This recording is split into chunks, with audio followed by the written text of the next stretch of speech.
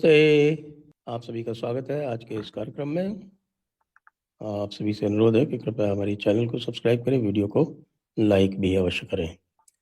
हमारे साथ हैं आज विजय सरदाना जी और उनसे हम बात करेंगे विशेष विषय पर, और वो विषय है भारतीय अर्थव्यवस्था, जिसके ऊपर बात कम ही होती है। लेकिन क्योंकि अब 2025 गया चाहता है, तो अब 2025 के उपलब्धियों पर, 2026 के अनुमानों पर, इन पर हम चर्चा करेंगे। आज गहन चर्चा करेंगे विजय जी के साथ। तो आप सभी लोग से अनुरोध है कि हमारे धर्मापणा मर्चेंडाइज स्टोर पर भी अवश्य जाएं, जहां आपकी पसंद की बहुत सारी वस्तुएं आपको मिल सकती है। तो स्वागत है आपका विजय जी, एक बार पुनः जयपुर डायलॉग्स पर। आपको और सभी दर्शकों को मेरा प्रणाम।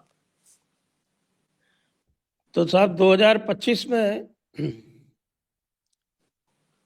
एक बार तो ऐसा लग रहा था कि साहब कि 2025 में तो भारत को ट्रंप बाबू निपटा देंगे, बिल्कुल पूरी तरह से। लेकिन हुआ तो ठीक उसका उल्टा। अभी तो ट्रंप बाबू ही निपटते दिख रहे। उनकी अर्थव्यवस्था जो है वो खतरे में आ गई है, इतना सब कुछ करने के बाद, ट्रिलियंस ऑफ डॉलर के टैरिफ लेने के बाद भी। और भारत तो अपनी मस्ती में है साहब, अभी भी रशिया से तेल लिए जा रहा है तो लिए जा रहा है, और कोई असर पड़ा नहीं। ठीक है, थोड़े सेक्टर्स जो हैं वो जरूर हिट हुए हैं।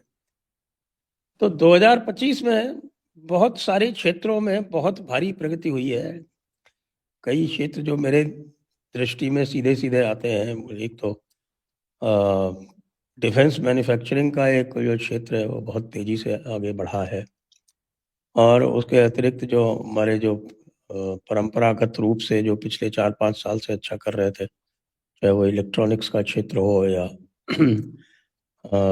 आपके रिफाइंड क्रूड्स का क्षेत्र हो, ये सब ठीक कर रहे हैं, अच्छा कर रहे हैं बल्कि। तभी तो 8% से ऊपर ग्रोथ आ रही है, और एक्सपोर्ट में भी ग्रोथ आ रही है। एफटीएस फटाफट हो रहे हैं। तो मैं अब आपके मुंह से सुनना चाहूंगा कि आप क्या सोचते हैं कि 2025 में हमारे आर्थिक क्षेत्र में क्या विशेष उपलब्धियां रही हैं। सर, जो आपने बातें बताई हैं बिल्कुल सही हैं। और इसीलिए आपको याद होगा जब ट्रंप साहब ने टैरिफ लगाए थे तो मैंने एक वीडियो बनाया था, थैंक यू ट्रंप। हाँ तो जी हाँ, उसके बाद हमने बात भी की थी उसके ऊपर। बिल्कुल की थी। तो सर, अगर हम हिंदुस्तानियों का ट्रैक रिकॉर्ड देखें ना, तो हम बड़े विचित्र लोग हैं। हम आराम से सोते रहते हैं जब तक हमारे घर में आग नहीं लगती। जब तक हमें, क्योंकि हम लोग क्या है ना, हनुमान वाली मानसिकता के लोग हैं। आप में क्षमता है, ताकत है, जब तक आपको जामवंत साहब हिला के नहीं बोलेंगे कि भैया तू उठ, तू कर सकता है, तब तक हम हिलते नहीं। तो इस समय जो भारत की अर्थनीति है उसमें जामवंत का रोल प्ले किया है ट्रंप साहब ने, और देश को जगा दिया कि भाई तुम्हारे को मैं बर्बाद कर दूंगा अगर तुम नहीं जागे तो। और फिर सरकार, जनता, इकोसिस्टम, उन सब पे रातों रात कार्रवाइयां शुरू हुई जिसके बारे में हम कभी सोचते नहीं थे। उदाहरण के लिए आप देखेंगे, रेयर अर्थ पे 2025 से पहले आपने इस शब्द को सुना भी था भारत के इतिहास में? कभी नहीं। हमारे पास रेयर अर्थ के भंडारों की कमी नहीं थी, लेकिन हम सो रहे प्रोसेसिंग थे। हम करना ही नहीं चाहते थे। हमने कभी जिंदगी में प्रोएक्टिवली सोचा ही नहीं। अगर आज हिंदुस्तान की अर्थव्यवस्था में जो चुनौतियां हैं, या जो हमारे यहाँ करप्शन है, जो इनएफिशिएंसीज है, उसका कारण ये है कि हम लोग सोते रहते हैं। और जब ट्रंप ने भारत को हिलाया और चीन ने जब रेयर अर्थ पे रिस्ट्रिक्शन लगाए, तब जाके हमें पता लगा, ओहो, रेयर अर्थ नाम की भी कोई चीज होती है। क्योंकि गोल्ड सिल्वर के आगे हम सोचते ही नहीं थे। अब हुआ क्या, फिर एक समाज में प्रकृति या समझ में ये सोच था, अरे साहब सरकारें बहुत स्लो काम करती हैं।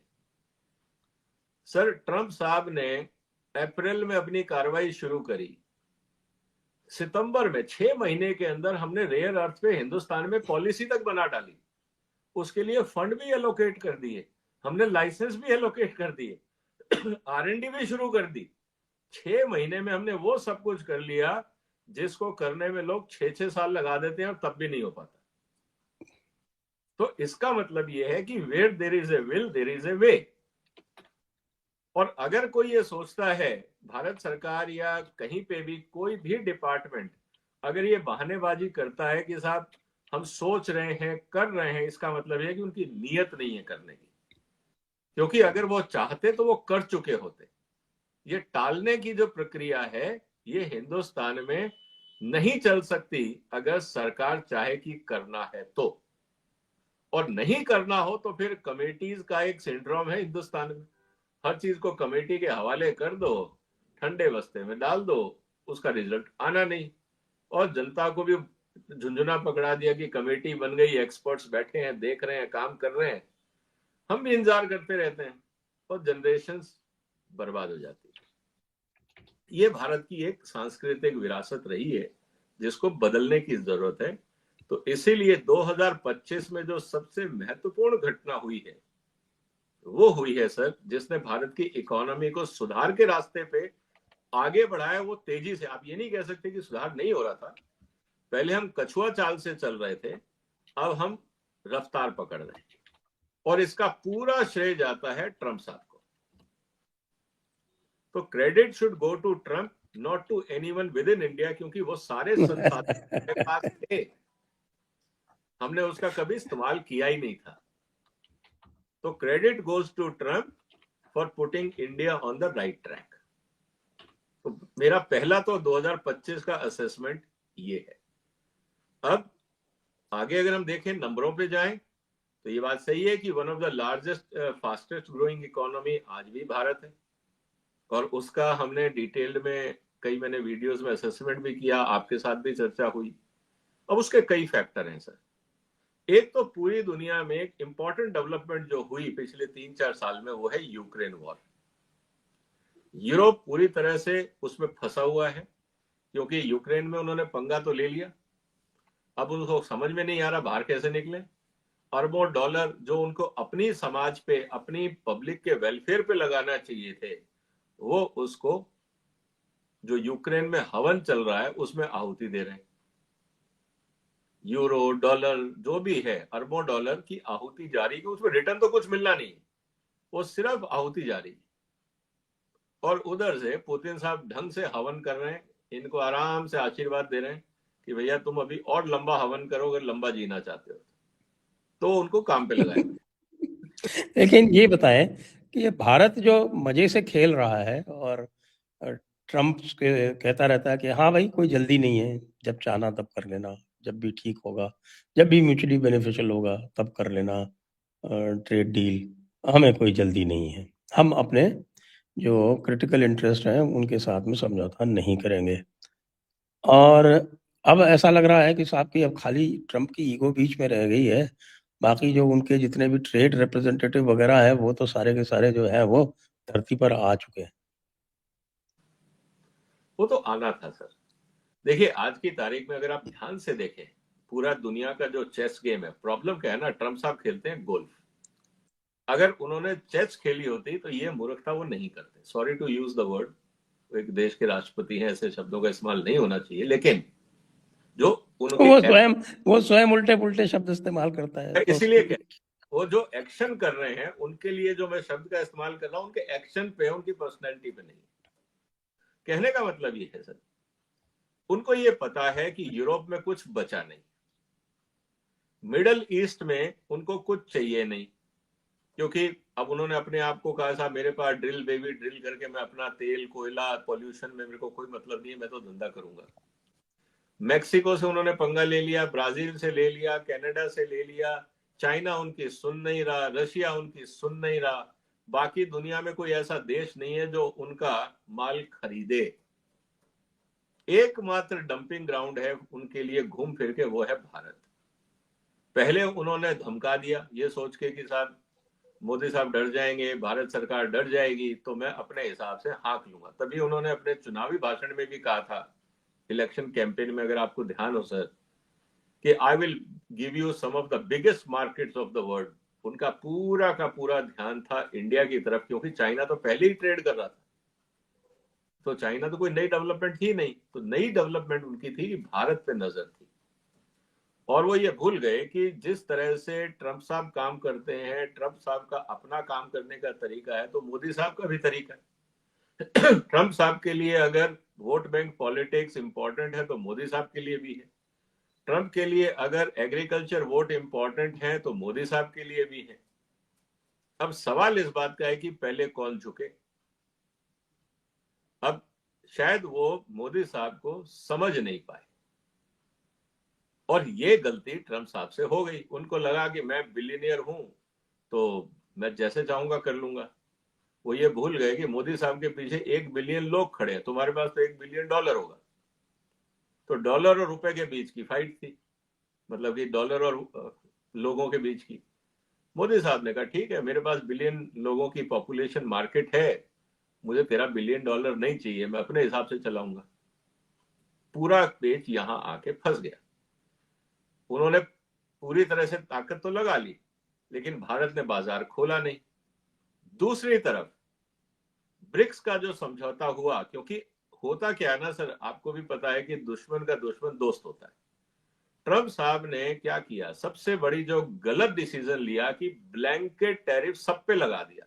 मतलब सबके साथ एक साथ पंगा। एक एक करके करते तो शायद उनका काम बन जाता। एक एक को तोड़ते, एक एक को अपने कब्जे में लेते, तो डिवाइड एंड रूल जो ब्रिटिशर्स ने सिखाने की कोशिश की थी, ट्रंप साहब शायद पढ़े भी नहीं इतिहास को। ट्रंप साहब ने कहा नहीं, मैं एकदम बम्बार्डमेंट करूंगा और पूरी दुनिया मेरे कदमों में आएगी। उल्टा हो गया। जिस जिसके खिलाफ, बड़ी इकोनॉमीज के खिलाफ उन्होंने कार्रवाई करी, वो सब ने हाथ मिला लिए कि अब इसको अकेले रहने दो, हम आपस में ही धंधा करेंगे। ट्रंप साहब फंस गए। अब हड्डी ऐसी है, वो ना निकले जाती है ना उगले जाती है। ना तो ये कह सकते हैं कि मेरा डिसीजन गलत था, ना ये कह सकते हैं कि चलो मैं इन 5 को छोड़ देता हूं, ये मेरे दोस्त हैं, इन 4 पे मैं कार्रवाई करूंगा। वहां भी वो कुछ नहीं कर पा रहे।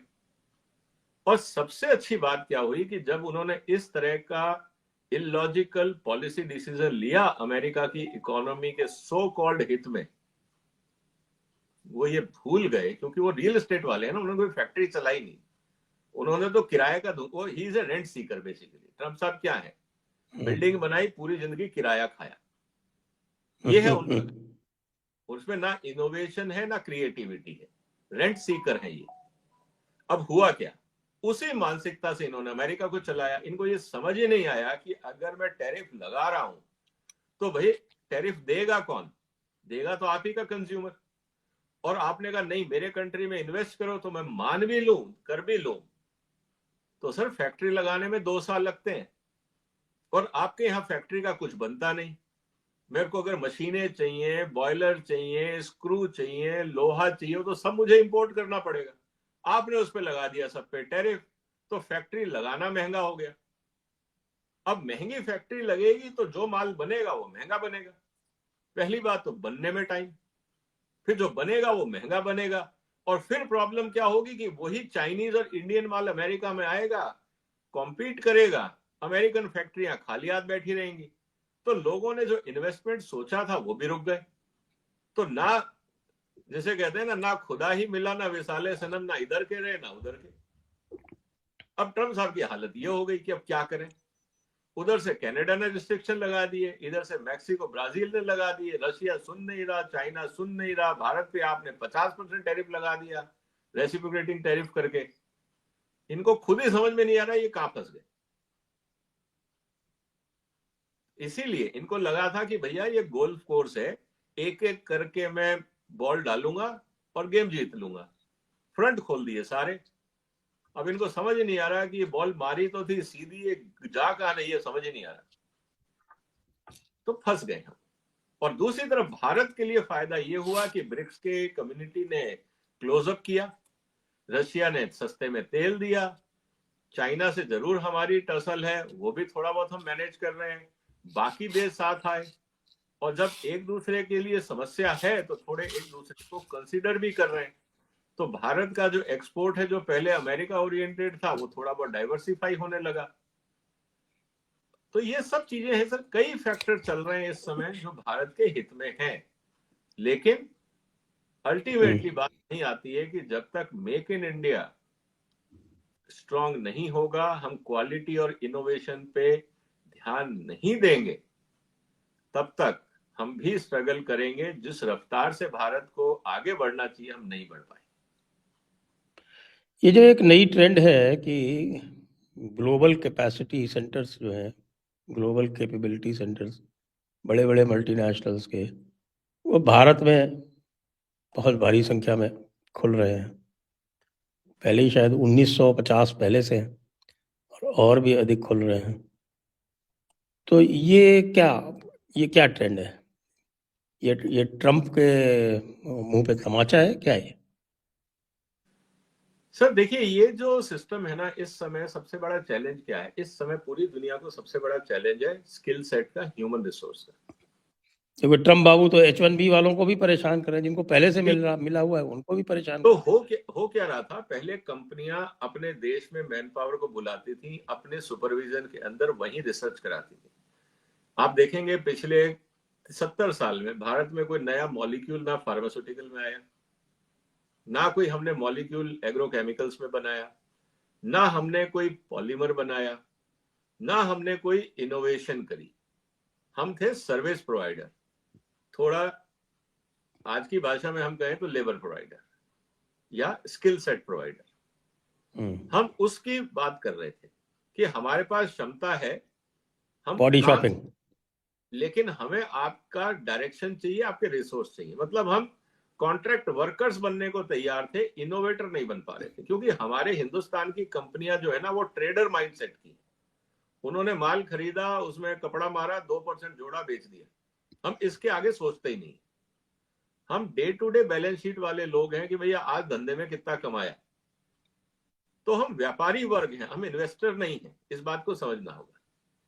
तो भारत का जो कॉर्पोरेट वर्ल्ड है वो व्यापारिक मानसिकता से काम करता है, वो इन्वेस्टमेंट मानसिकता से काम नहीं करता। इसीलिए हम R&D में खर्चा करते ही नहीं। हमने आज तक अगर कुछ कमाया है तो वो कमाया है कैपिटल को और लाइसेंस राज को एनकैश करके। भाई मेरे पास 10 करोड़ रुपए हैं, मैंने 10 करोड़ का माल खरीदा, उसमें 2% मार्जिन जोड़ा, 10 करोड़ 20 लाख में बेच दिया, 20 लाख रुपए मेरी कमाई होगी, मेरा धंधा सक्सेसफुल। इसके आगे हम लोग कभी सोचते ही नहीं। अब सवाल इस बात का है कि जब ट्रंप साहब ने H1B वीसा को मना किया, कॉम्पिटेंट लोगों का आना दिक्कत किया, एक एक लाइसेंस पे आपने कहा $1-1 मिलियन, $1-1 लाख हम आपको देना पड़ेगा अलग लाइसेंस के लिए। इंडिविजुअल हो तो 1 मिलियन, कॉर्पोरेट है तो 2 मिलियन फॉर वीसा। कंपनियों ने कहा इतना पैसा तो हम हिंदुस्तान में लगा देंगे और वहीं लोग रख देंगे, एक तो सस्ते में रहेगा, हमें अमेरिका में ला के उनको तनख्वाहें डॉलर में देनी पड़ती हैं। जो हम यहाँ पे $1 लाख देंगे, $1 लाख में तो हिंदुस्तान में हमें 6 आदमी मिल जाएंगे, 10 आदमी मिल जाएंगे। तो हम एक तो अमेरिका ला रहे थे, इतने में हमें सस्ते में वहां हो जाएगा, किराया भाड़ा देना है, इंटरनेट तो है, वीडियो कॉन्फ्रेंस से सारे काम हो जाएंगे। जब संजय जी और विजय सरदाना बैठ के बगैर स्टूडियो के अच्छा प्रोग्राम कर सकते हैं तो स्टूडियो की जरूरत क्या है? तो यही हाल अब कॉर्पोरेट्स का हो रहा है। तो कहने का मतलब ये है सर कि दुनिया ने काम करने का तरीका बदल लिया, और जो सेंटर ऑफ एक्सीलेंस या जो कैपेबिलिटी सेंटर्स की आप बात कर रहे हैं, ये उसी का परिणाम है। तो भारत के मैन पावर को सस्ते में कैसे यूटिलाइज किया जाए, ये पूरा मॉडल उसी के आसपास है। तो जो 1560 आसपास है, और अब जो और बढ़ जाएंगे, तो सर 1560 तो कुछ भी नहीं है, क्योंकि 1500 कंपनियां तो बड़ी आसानी से दुनिया के किसी भी कोने पे मिल जाएंगी। नहीं, 1950 है और बढ़ेंगे। 1950। तो सर ये तो बहुत छोटा नंबर है ना, क्योंकि भारत की स्टॉक मार्केट देखे तो 5000 कंपनियां रजिस्टर्ड है, तो कोई बहुत बड़ी बात नहीं है सर। और क्या होता है ना, एक चीज और सोचिएगा सर, कि जैसे हम बड़ी मल्टीनेशनल्स की बात करते हैं तो उनके पास मल्टी डिवीजन होते हैं। जैसे कोई कंपनी है, वो केमिकल में भी काम कर रही है, प्लास्टिक्स में भी कर रही है, कोई फार्मास्यूटिकल में भी कर रही है, कोई IT डिजाइनिंग भी कर रही है, कोई डिफेंस रिसर्च भी कर रही है, कोई मेटलर्जी में कर रही है। अब एक ही कंपनी में 20 डिवीजन है, तो सबने अगर अपना एक एक भी सेंटर यहाँ खोल दिया, 10-10, 20-20 आदमियों का एक ही बिल्डिंग में, डिवीजन अलग है, बिल्डिंग कॉमन हो सकती है, तो आप तो उनको 10 गिनोगे ना सर, एक तो गिनोगे नहीं। तो ये भी होता है सर। अच्छा, एक जो बहुत ये कहें कि हाई ग्रोथ इंडस्ट्री हम देख रहे हैं, वो डिफेंस मैन्युफैक्चरिंग की है।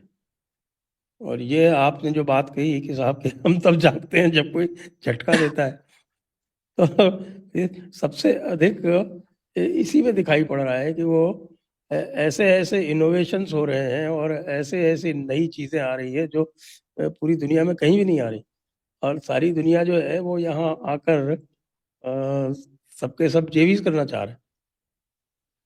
सर ये बहुत इंपॉर्टेंट, पहले हम लोग कर रहे थे, जैसे मैंने कहा ना कि कमरे में ड्राइंग बोर्ड पे बैठ के हम लोग बड़े धीरे धीरे काम कर रहे थे। अब सवाल ये था कि हमारी कैपेबिलिटी को कोई मानने को तैयार नहीं था कि Bharat can do defence research. तो हमारे पास एक बहुत अच्छा 2025 में एक डिमॉन्स्ट्रेशन अपॉर्चुनिटी थी, ऑपरेशन सिंदूर,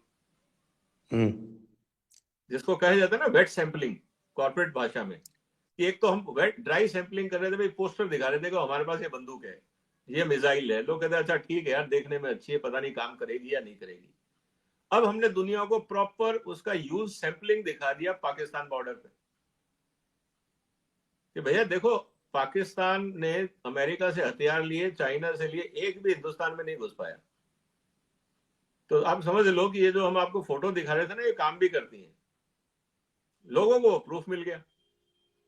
अब जब प्रूफ मिल गया और भारत ने स्वदेशी कॉन्सेप्ट पे पूरा डिफेंस इकोसिस्टम कर लिया, और उनको लगा कि भारत जब चाइना और पाकिस्तान जैसे देशों से खुद अपने दम पे लड़ पा रहा है, तो भैया इसका मतलब टेक्नोलॉजी तो काम कर रही है। दूसरी बात, भारत की जो टेक्नोलॉजी है उसने चाइना और अमेरिकन टेक्नोलॉजी को पछाड़ दिया टेक्निकली। ये उनको रोक नहीं पाए, भारत के अटैक को रोक नहीं पाए, ना उनके रेडार्स, ना सिस्टम्स, ना F-16, ना कुछ। तो ये भी उनको समझ में आ गया कि यार ये तो खिलौने बेच रहे थे हमको हथियारों के नाम पे, एक्चुअली हथियार तो भारत के पास है और वो भी सस्ते। तो अचानक जो दुनिया की सोच थी ऑपरेशन सिंदूर से बदल गई, और ऑपरेशन सिंदूर ने तो लाइव डेमोन्स्ट्रेशन कर ही दिया। तो अब प्रूफ की जरूरत नहीं है, आपके पास वाइड प्रूफ है, और उसका जो फायदा है अब भारत को, जो भारत की डिफेंस इंडस्ट्री है उसको पूरा मिलेगा।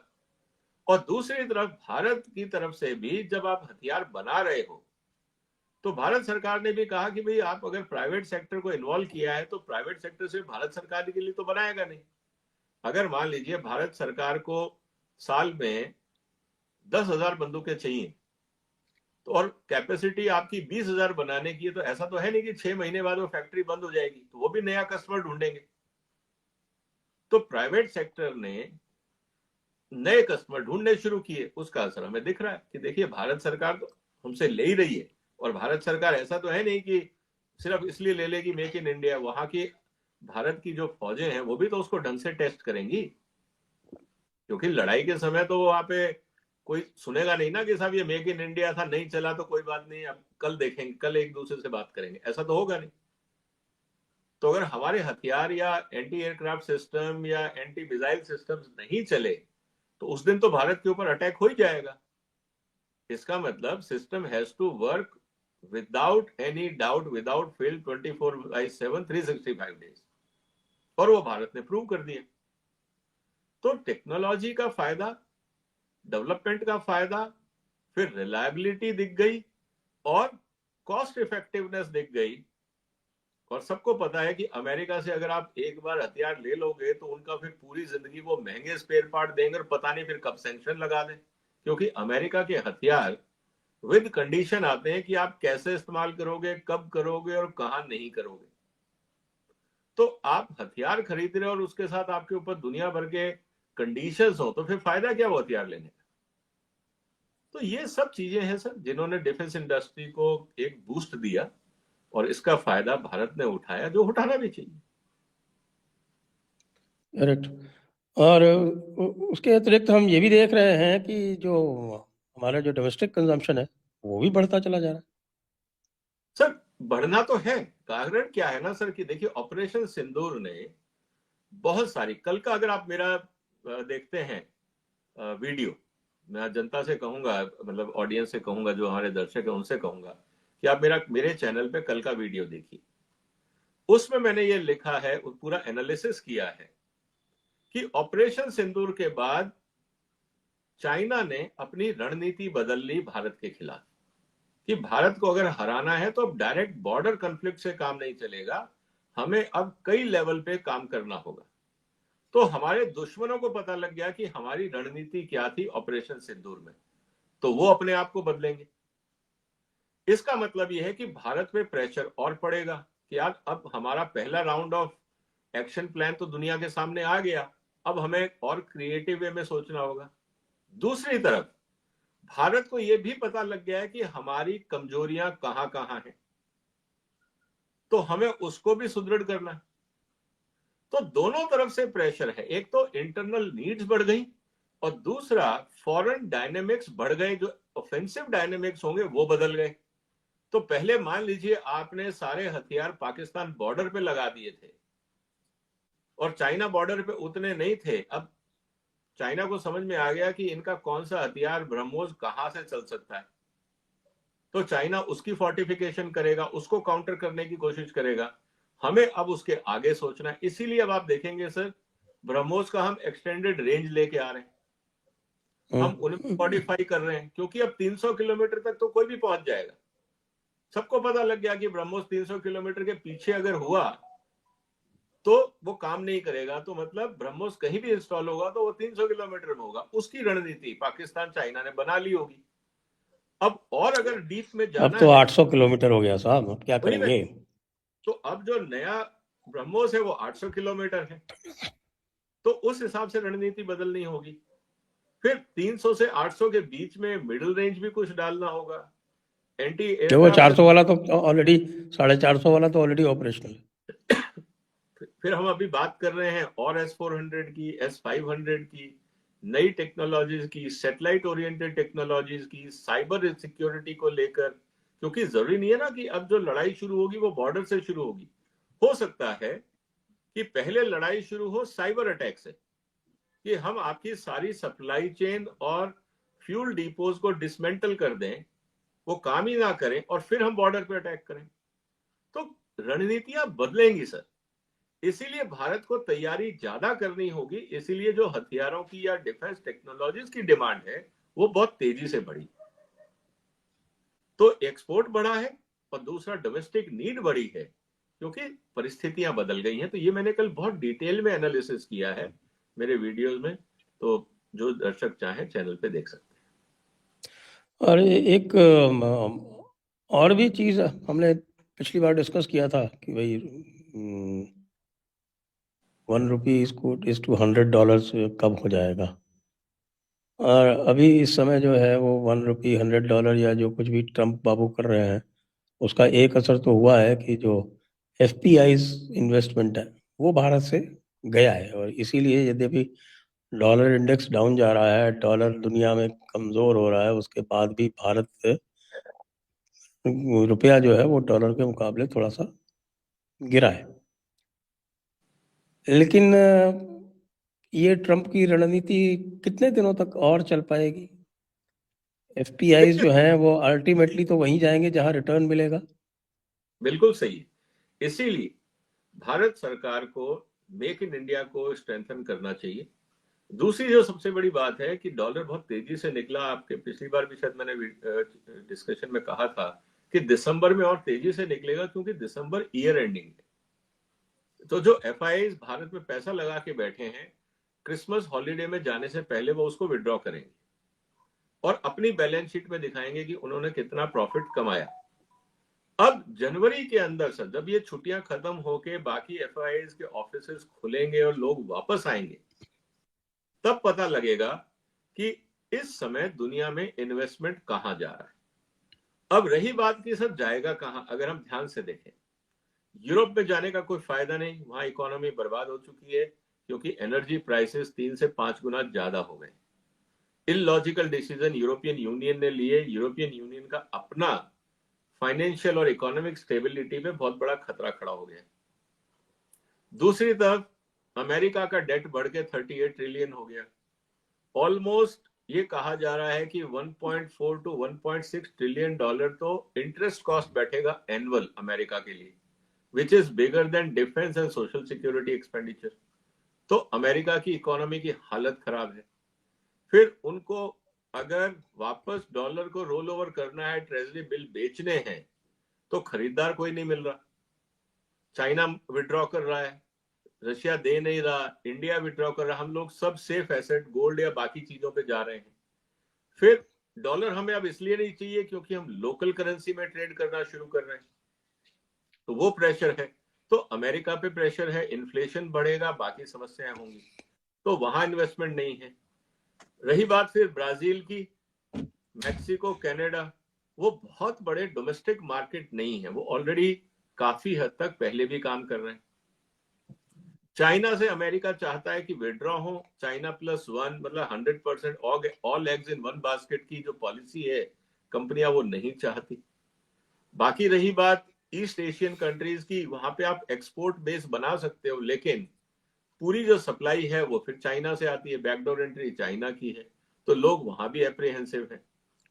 तो भारत में एक बहुत बड़ी अपॉर्चुनिटी है, उसका कारण है हमारा डोमेस्टिक मार्केट, और हमारे यहाँ जिस तरह से इंफ्रास्ट्रक्चर इंप्रूव हो रहा है, तो एक्सपोर्ट अपॉर्चुनिटीज, मार्केट हमारे को रिसीव करने को और इन्वेस्ट करने को तैयार है। लेकिन हमारी जो सबसे बड़ी समस्या है वो हमारी इंटरनल पॉलिसीज हैं, जो स्टेट गवर्नमेंट में रेड टेपिज्म या करप्शन है, स्लो प्रोसेस है, हम भी अभी चलता है देख लेंगे सोच लेंगे वाला जो मानसिकता लेके बैठे हैं, वो भारत के लिए सबसे बड़ी चुनौती है।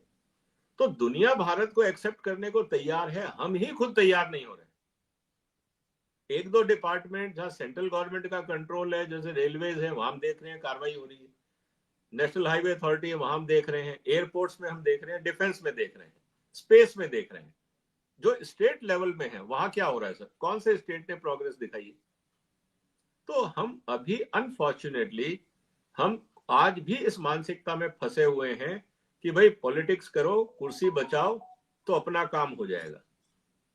लेकिन हम इस बात को भूल गए कि good economics is good politics, और जब तक स्टेट लेवल सुधरेंगे नहीं, भारत अपनी पूरी पोटेंशियल का फायदा नहीं उठा पाएगा। अब थोड़ा आ जाते हैं 2026 पे। अब आप 2026 में और कौन से आप देख रहे हैं कि और विशेष डेवलपमेंट होने वाले हैं, या जो पुरानी जो पॉलिसीज हैं उनका अच्छा रिजल्ट आने वाला है?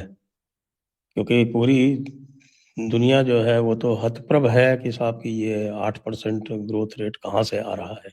वो तो सोच भी नहीं सकते कि 8% ग्रोथ रेट भी होता है इतनी बड़ी इकोनॉमी का। क्या देखिए सर, ये बात सही है कि भारत में पोटेंशियल है, और हमें कुल मिला के 2026 में अगर मैं ये कहूं, हमें अपने आंतरिक सुधारों पर पूरा दिमाग लगाना चाहिए। वर्ल्ड मार्केट बहुत बड़ा है, आज ऑलमोस्ट 34 ट्रिलियन डॉलर का वर्ल्ड मार्केट, और हमारा जो एक्सपोर्ट है वो 600-700 बिलियन डॉलर है, हम 2% से कम हैं।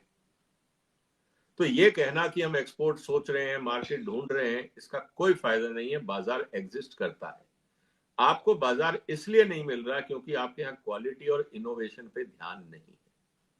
2026 में मुझे लगता है कि भारत सरकार को और राज्य सरकारों को इस बात पे पॉलिसीज बनानी चाहिए कि हमारे यहाँ पे इन्वेस्टमेंट्स लाने के लिए जो हमें इनोवेशन करना है, जो हमें मेक इन इंडिया को स्ट्रेंथन करना है, जो हमारे यहाँ पे छोटे छोटे इरिटेंट फैक्टर्स हैं, और मैं बार बार कहूंगा कि आप कितना भी बोल लीजिए, ग्राउंड लेवल पे करप्शन पहले से ज्यादा है।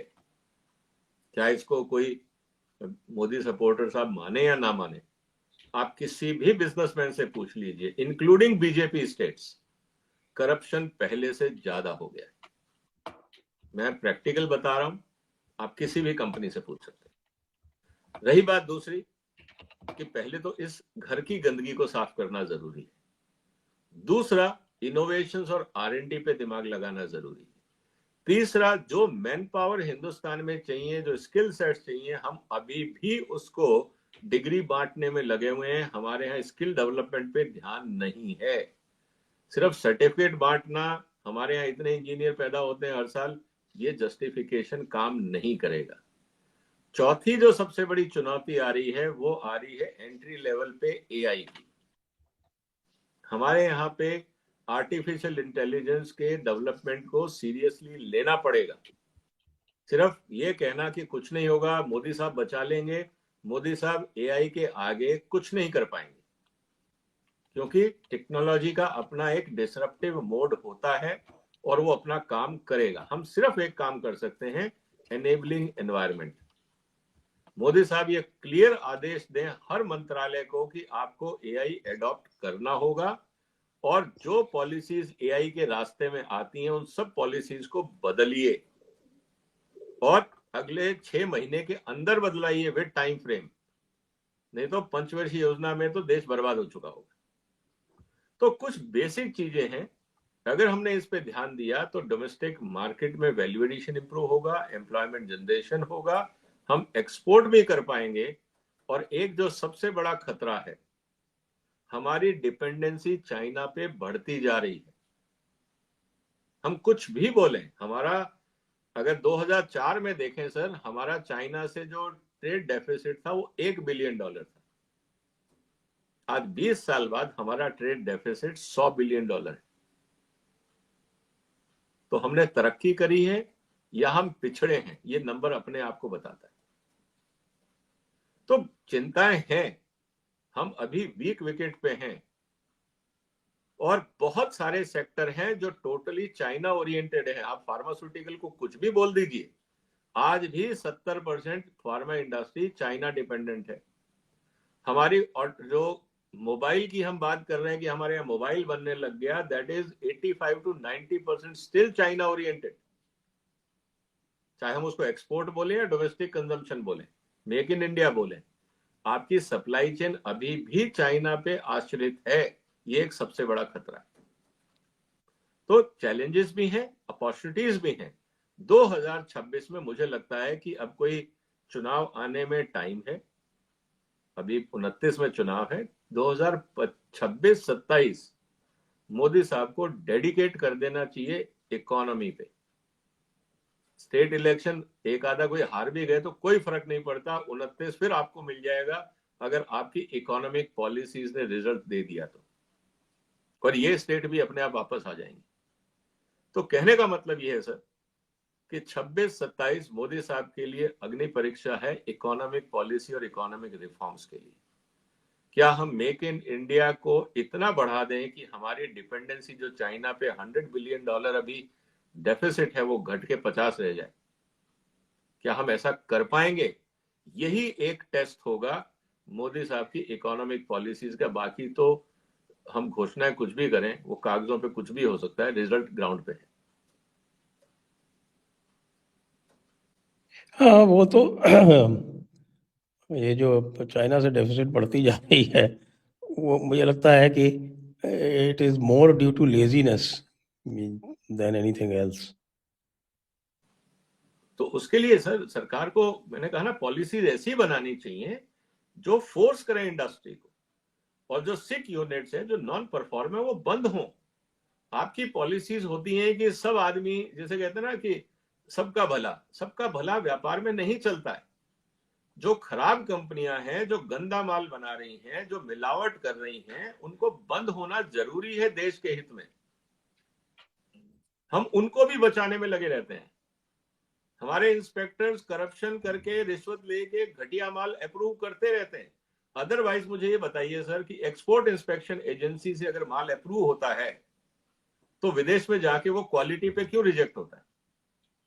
आपने तो क्वालिटी टेस्ट करके एक्सपोर्ट किया था ना, फिर वो रिजेक्ट क्यों हुआ?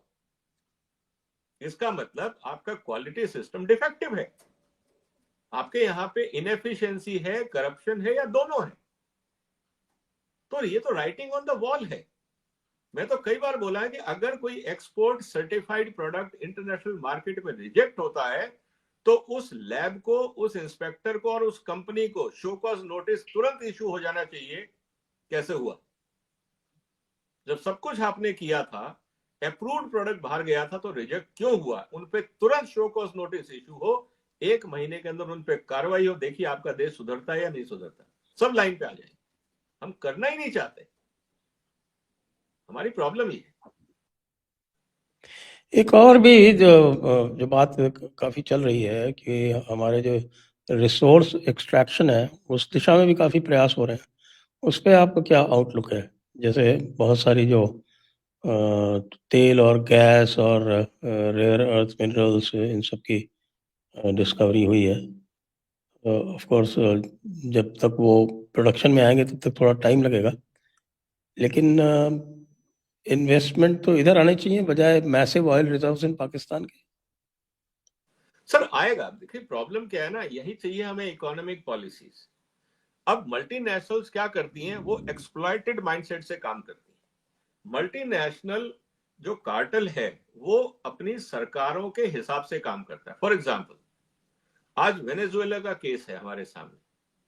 वेनेजुएला प्रूवन रिजर्व्स है, दुनिया का सबसे बड़ा ऑयल फील्ड है वहां पे एक्सॉन मोबाइल कंपनी जो है अमेरिका की, और बाकी जो ब्रिटिश पेट्रोलियम जैसे, वो लोग चाहते हैं उस पर कब्जा हो। अब उसकी फ्रंट एंडिंग करता है ट्रंप एडमिनिस्ट्रेशन। कि भाई ट्रंप एडमिनिस्ट्रेशन के हिसाब से ये कंपनियां चलेंगी तो वहां पे सबको फायदा है, अमेरिका को फायदा है। ये कंपनियां चाहती हैं कि हमारी टर्म्स एंड कंडीशंस पे भारत सरकार कानून बनाए, हमें भारत को एक्सप्लॉइट करने दिया जाए और गेन हम सब ले जाएं, लायबिलिटी हमारे पे ना हो। जैसे हमने एटॉमिक एनर्जी में देखा कि हम प्रॉफिट कमाएंगे पूरा, लेकिन हमारे पे लायबिलिटी कोई नहीं होनी चाहिए। तो ये लोग एक्सप्लॉइटर हैं दुनिया के। आप देखेंगे अफ्रीका में इतने सालों तक इन्होंने एक्सप्लॉइटेशन किया। अब जो देश इनके एक्सप्लॉइटेशन के आगे खड़ा हो जाता है, वहां पे ट्रम्प सब सैंक्शन लगाने खड़े हो जाते हैं। तो भारत को इन हाउस कैपेबिलिटीज डेवलप करनी पड़ेंगी। ये सोचना कि साहब मार्केट फोर्सेस काम करेंगी और भारत सरकार आर्म्स लेंथ पे बैठ के काम करेगी, हम प्राइवेट सेक्टर को एनकरेज नहीं करेंगे, ये बात सही है कि प्राइवेट सेक्टर भी साइफनिंग ऑफ करता है, पैसा लेके भाग जाता है, करप्शन वहां भी बहुत ज्यादा है। प्राइवेट में करप्शन नहीं हो या नहीं है, मैं इस बात को नहीं मानता। चाइना ने क्या किया सर, एक बड़ा इंटरेस्टिंग मैं आपको एग्जांपल देता हूं। चाइना की कंपनियां इतनी दुनिया में कैसे फैल गई। मैं जब पिछली बार चाइना में था तो वहां चाइनीज फाइनेंस कॉर्पोरेशन के एमडी के साथ में लंच कर रहा था। बीजिंग की बात कर रहा हूं मैं सर। वहां पे मैंने उनसे पूछा कि यार आपकी कंपनियां इतनी तेजी से एक्सपेंड कैसे करती हैं, तो उन्होंने बड़ा अच्छा फॉर्मूला दिया। मैं आपके चैनल के माध्यम से चाहता हूं भारत सरकार इस पे सोचे। उन्होंने ये कहा कि हमने चाइना की कंपनियों को ये बोला है कि 40% कैपिटल आप अपना अरेंज करो, 60% हम दे देंगे, लेकिन सीएफओ हमारा होगा। जो कंपनी लेती है उसका सीएफओ हम रखेंगे, क्योंकि आप लोग पैसा लेके दाएं बाएं करोगे और फर्जी बिलिंग करोगे, दिखाओगे कि यहां पैसा लग गया, वहां लग गया और एनपीए हो गया। ये नाटकबाजी हम नहीं होने देंगे। आपको पैसा चाहिए हम देंगे, CFO will report to us, we will appoint CFO. आपके इन्वेस्टमेंट डिसीजंस में हमारी नजर रहेगी। पैसा जितना चाहिए हम दे देंगे, लेकिन हम आपको फ्री हैंड नहीं देंगे, क्योंकि आप देश का पैसा लेके बर्बाद करोगे, भाग जाओगे, दुबई में लगा दोगे, गोल्ड खरीद लोगे, क्रिप्टो में डाल दोगे, ये सब खेल आप करोगे। तो हम आपको पैसा देंगे, लेकिन अंडर सुपरविजन। मुझे लगता है भारत सरकार को भी ये पॉलिसी बनानी चाहिए। कॉम्पिटेंट लोगों को, क्रेडिबल लोगों को इस तरह से आइडेंटिफाई करना चाहिए जो कॉर्पोरेट्स के साथ काम करें, लेकिन उनकी रिपोर्टिंग, सीएफओस की रिपोर्टिंग सरकार को हो कि ये कंपनी का पैसा कहां जा रहा है, ताकि एक ट्रस्ट बिल्ड हो जाए। और फिर भारत के जो बैंक हैं, चाहे वो एसबीआई है या पब्लिक सेक्टर बैंक है या प्राइवेट बैंक है, उनको भी भरोसा हो जाएगा कि इनके ऊपर क्लोज स्क्रूटनी और सुपरविजन है, तो वो भी पैसा देने से नहीं चूकेंगे। फिर आप चाहे 100 करोड़ का इन्वेस्टमेंट करो या 10,000 करोड़ का, पैसे की कमी नहीं होगी। और फिर आपके पास अब ब्रिक्स बैंक भी है, फिर फॉरेन फंडिंग भी है, पैसे की दुनिया में कमी नहीं है। लोगों को अपॉर्चुनिटी मिलेगी भारत में, लोग पैसा लगाएंगे क्योंकि नाउ मनी इज सिक्योर। तो ये सब होने से मेक इन इंडिया स्ट्रांग होगा, फिर आपको मल्टीनेशनल्स के पैसे की जरूरत नहीं है, क्योंकि फिर अकाउंटेबिलिटी भारत में ही होगी। ये मेरा सुझाव था। अगर सरकार सुने, बजट आ रहा है, इस जो फैक्टर है, मैं संजय जी को कहूंगा आपकी पहुंच ऊपर तक है, इस सुझाव को वहां तक भिजवा दीजिए। चलिए अब कंक्लूड करेंगे। अब आप जो है वो कुछ नंबर्स दे दें एंड में इंडियन इकोनॉमी के लिए। हमारा मार्केट कहाँ जाएगा, हमारे जीडीपी कहाँ जाएगी, हमारे एक्सपोर्ट नंबर्स कहाँ जाएंगे आपके एनालिसिस के अनुसार। देखिए सर, भारत की ग्रोथ रेट जो अभी चल रही है, मुझे लगता है इसमें कोई कमी नहीं आएगी। अभी हम 6.57 के आसपास चलते रहेंगे आसानी से, इसमें कोई दिक्कत नहीं, क्योंकि डोमेस्टिक मार्केट हाईली अनसैचुरेटेड है, अभी बहुत बड़ा स्कोप है। रही बात स्टॉक मार्केट की, मैं स्पेकुलेशन से इसलिए अवॉइड करूंगा क्योंकि अभी अमेरिका में हलचल होना बाकी है। यूरोप के अंदर 2026 में काफी उथल पुथल होगा फाइनेंशियल मार्केट में। तो अमेरिका का डेट रोल ओवर किस तरह से वहां होगा, और यूरोप के अंदर अमेरिका का डेट तो कोई खरीद ही नहीं रहा है। इसीलिए मैं कह रहा हूं सर, तो जब वहां पे इंटरेस्ट रेट लोग सारे ट्रेजरी बॉन्ड ऑफलोड कर रहे हैं धीरे धीरे धीरे धीरे। सर होगा क्या कि धीरे धीरे वो कर रहे हैं, लेकिन अल्टीमेटली क्या करेंगे ट्रंप साहब कि अमेरिका के जो अपने फाइनेंशियल कॉर्पोरेशंस हैं उन पे दबाव डालेंगे कि आप खरीदिए और हम आपको बेहतर इंटरेस्ट दे रहे हैं। तो अगर आप ये समझिए कि करीब 10 साल पहले अमेरिका का ट्रेजरी बॉन्ड करीब 1-1.5% पे होता था, आज 4.5-5 पे पहुंच गया। अब कहने का मतलब यह है कि अगर ट्रंप साहब कहते हैं हम 5%, 6% आपको देते हैं ट्रेजरी रिटर्न, तो फिर भारत से कैपिटल अमेरिका जाएगा, क्योंकि वो रिस्क फ्री रिटर्न उनको वहां दिखेगा। फिर टैक्सेशन नहीं है, फिर बाकी बेनिफिट्स हैं। तो कुल मिला के कहने का मतलब ये है सर कि अमेरिका और यूरोप में जो डेवलपमेंट हो रहा है इस पे हम थोड़ी सी नजर रखेंगे, क्योंकि कैपिटल फ्लो का मूवमेंट वहां होना है। और दूसरी तरफ इंटरनेशनल मार्केट में गोल्ड सिल्वर को लेकर थोड़ा बुलिश ट्रेंड रहेगा, क्योंकि सप्लाई कंस्ट्रेंट है और यूटिलाइजेशन बढ़ रहा है। तो कई फैक्टर हैं।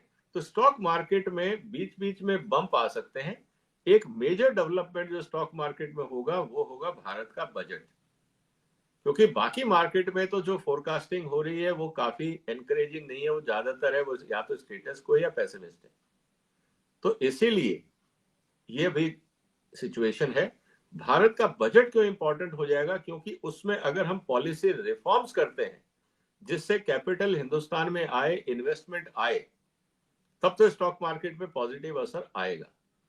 और अगर हम वो नहीं कर पाए और हमारा यूएस के साथ कोई ट्रेड एग्रीमेंट नहीं हुआ, तो हमारा जो डॉलर डिमांड है उसको लेके चैलेंज है। तो जो डिवैल्यूएशन है इंडियन रुपये का, अगर वो बढ़ता है तो वो भी एक चिंता की बात है। तो 2026 कॉम्प्लेक्स है।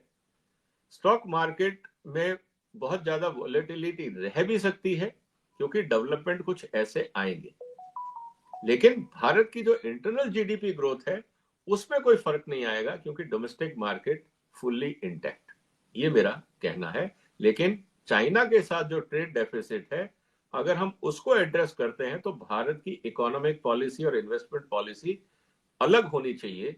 जो अभी है उसमें डेफिसिट हम कम नहीं कर पाए, ये मेरा असेसमेंट है।